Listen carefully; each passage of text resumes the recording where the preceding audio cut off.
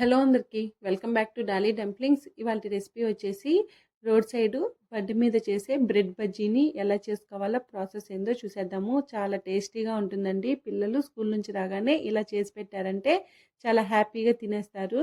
ఇప్పుడు ఈ బ్రెడ్ బజ్జీని ఎలా చేసుకోవాలో ప్రాసెస్ చూసేద్దాము. దీనికోసం ముందుగా నేను ఇక్కడ ఒక మిక్సింగ్ బౌల్ని తీసుకొని ఇందులో 2 కప్పులు శనగపిండిని వేసుకుంటున్నానండి. ఇది సుమారుగా 200 గ్రాముల వరకు ఉంటుంది. ఇప్పుడు ఈ శనగపిండిలో ఒక అర టేబుల్ స్పూను సాల్టు, పావు టేబుల్ స్పూన్ పసుపు, అర టేబుల్ స్పూన్ కారం, అలాగే ఒక టేబుల్ స్పూను అల్లం వెల్లుల్లి పేస్ట్, ఇందులోనే చిటికెడు వంట సోడాను కూడా వేసుకొని ఇదంతా ఈ పిండిలో కలిసేలాగా ఒకసారి బాగా మిక్స్ చేసుకోవాలి.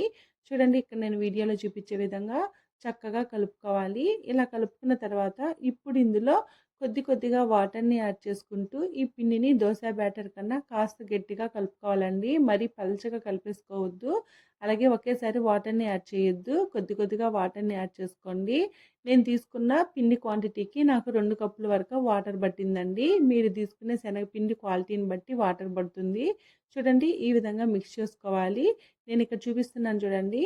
ఫింగర్ డిప్ చేస్తే ఫింగర్కి ఇలా స్టిక్ అయి ఉండాలి. పిండిని ఈ కన్సిస్టెన్సీలో కలుపుకొని పక్కకు పెట్టుకోవాలి. ఇప్పుడు స్టఫింగ్ కోసం నేను ఇక్కడ 3 చిన్న సైజు బంగాళదుంపల్ని ఉడికించి తీసుకున్నానండి. ఈ బంగాళదుంపల్లో సాల్ట్ వేసి ఉడికించుకొని మ్యాష్ చేసుకొని పక్కకు పెట్టుకున్నాను.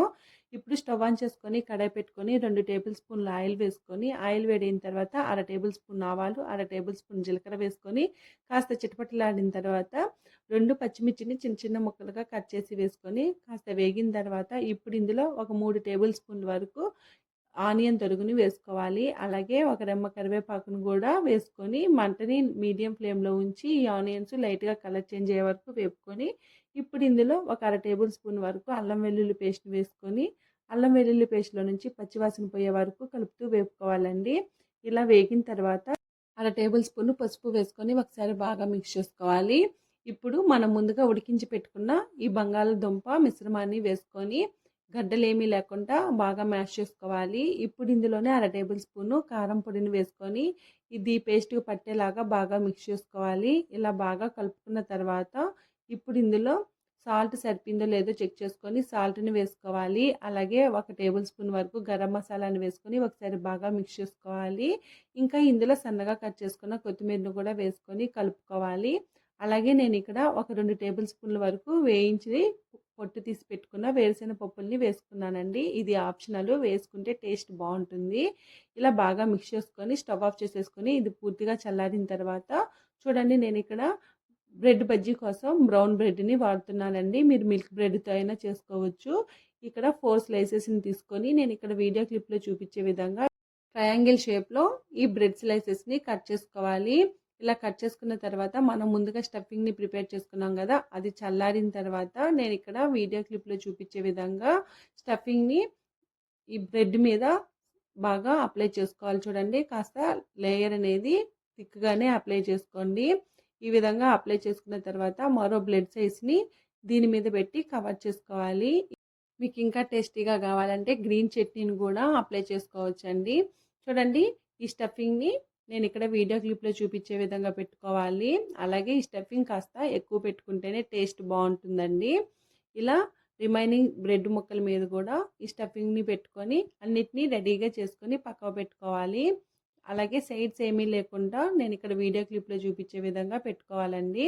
చూడండి, అన్నిటినీ ఇలా రెడీ చేసుకున్న తర్వాత ఇప్పుడు స్టవ్ ఆన్ చేసుకొని కడాయి పెట్టుకొని ఈ బ్రెడ్ బజ్జీ వేసుకోవడానికి సరిపడా ఆయిల్ వేసుకోవాలి. ఆయిల్ బాగా వేడిన తర్వాత మనం ముందుగా కలిపి ఉంచుకున్న బజ్జీ మిశ్రమాన్ని ఒకసారి బాగా మిక్స్ చేసుకొని మన స్టఫింగ్ పెట్టుకున్న బ్రెడ్ స్లైసెస్ని నేను ఇక్కడ వీడియో క్లిప్లో చూపించే విధంగా ఈ పిండిలో డిప్ చేసుకొని 2 వైపులా బ్రెడ్ని ఈ పిండితో కవర్ చేసుకోవాలి. చూడండి, ఈ విధంగా కవర్ చేసుకున్న తర్వాత మంటని మీడియం ఫ్లేమ్లో ఉంచి ఆయిల్లో వేసుకోవాలండి. అలాగే మంటని మీడియం ఫ్లేమ్లో పెట్టి మాత్రమే ఈ బ్రెడ్ బజ్జీని వేసుకోవాలి. అలాగే కడాయికి ఎన్ని బ్రెడ్ బజ్జీలు సరిపోతాయో అన్నే వేసుకోండి.